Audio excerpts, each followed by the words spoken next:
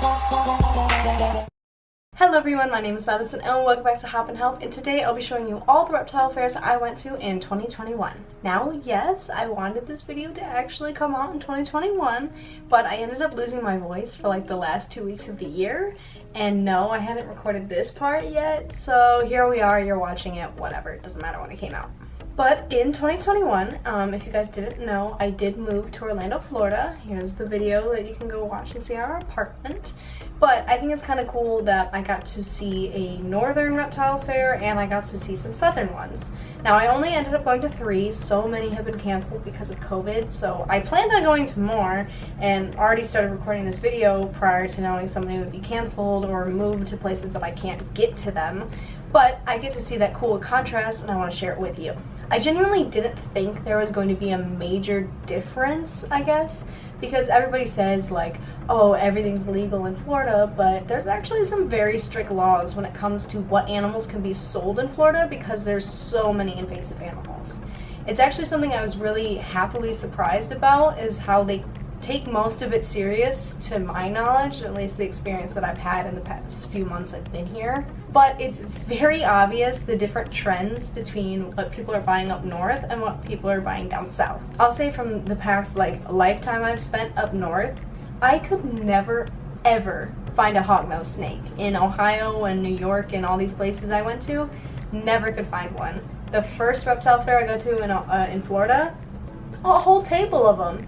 And people weren't even like buying them like crazy. Like if you saw hognose in Ohio, it was literally gonna be bought out by one dude. And then another thing is there is a lot of really orange animals in Florida. I have never seen such an orange leopard gecko. I've never seen such an orange bearded dragon. To my knowledge, it's not a great thing to be breeding animals that orange, like it causes some other genetic issues. But like I never saw that in the north, ever. So that was a shock.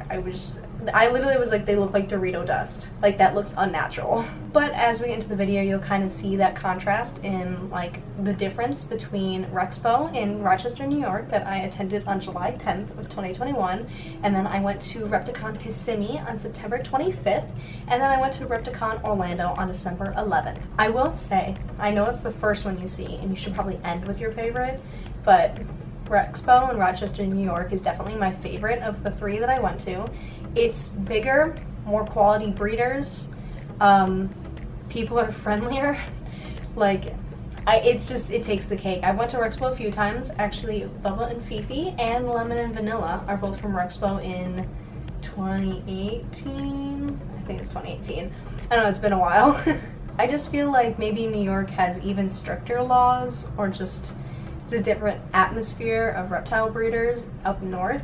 But I felt like I could trust these breeders a lot more. Not even that I've built a bond with them since I've known them longer, but like Bubba and Fifi were captive bred. And you'll see in this video, none of the Great Plains toads, or toads in general, that I found at either Repticon were captive bred. They were both wild caught. So that was kind of like saddening, because that's when I go to reptile fairs. I go for the amphibians. So I couldn't really find any so far that are not wild caught, and I'm not going to support somebody who like only has wild caught animals. Even though I said that my favorite fair was going to be the first one that you're going to watch, please stick around to the end because I promise you you're going to want to see what I brought home. But to wrap this up so we can get into the fairs, the videos I took do not kind of reflect what I was saying, who is a good breeder and who is a bad breeder. I'm just showing what was there. Do I agree with all the breeders and what they were breeding and what genes they were selling? No. I'm just showing what was at these fairs to kind of give people like an idea of window shopping of what these fairs look like, just through the eyes of my camera. I have made a video about 10 things to avoid at a reptile fair, so if you want to check that out, that's where I go in depth of, you know, how to prepare yourself, what to avoid when you're purchasing things, the best way to go about buying, etc. Everything you need to know at a reptile fair. I'd suggest watching it for newbies. I wish I knew these things when I started a long time ago, but heads up, if you're watching this and you have a ton of animals like me, reptile fairs are where to get feeders. I'll just say that now, even if you don't want to watch the video. Buy your feeders at a reptile fair. But let's get into the video. Do you want to kiss me this time? Thank you.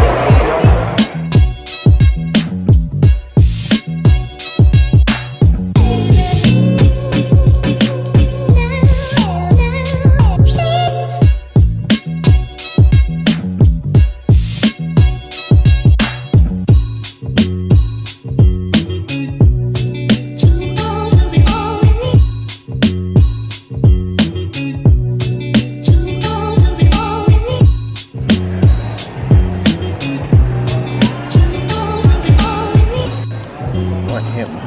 Yeah.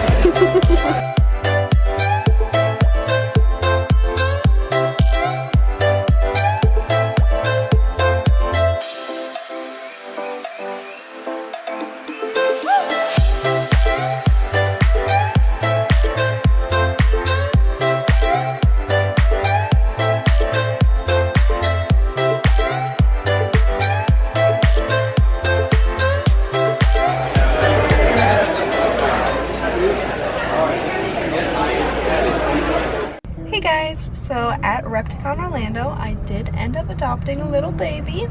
He is a Great Plains toad. This is the first time I've seen them since I adopted Bubba and Fifi in 2018 in Rochester, New York. So in Orlando, Florida, I finally found another baby.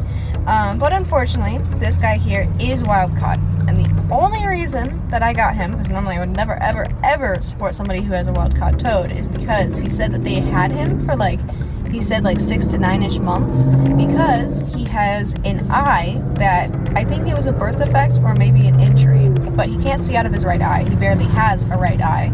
And I felt horrible for the little guy, you know. So they did give him to me discounted, which made me feel, do you see this? Do you see this right now? I swear, something about the species. But I did adopt him, and I can't wait to give him a new home. I have so many ideas. I think it's a boy, but I'm so excited.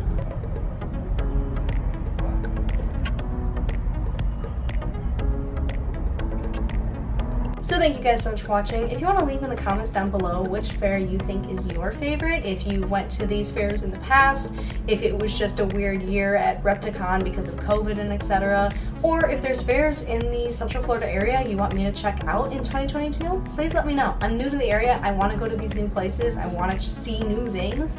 I'm so excited to explore Florida.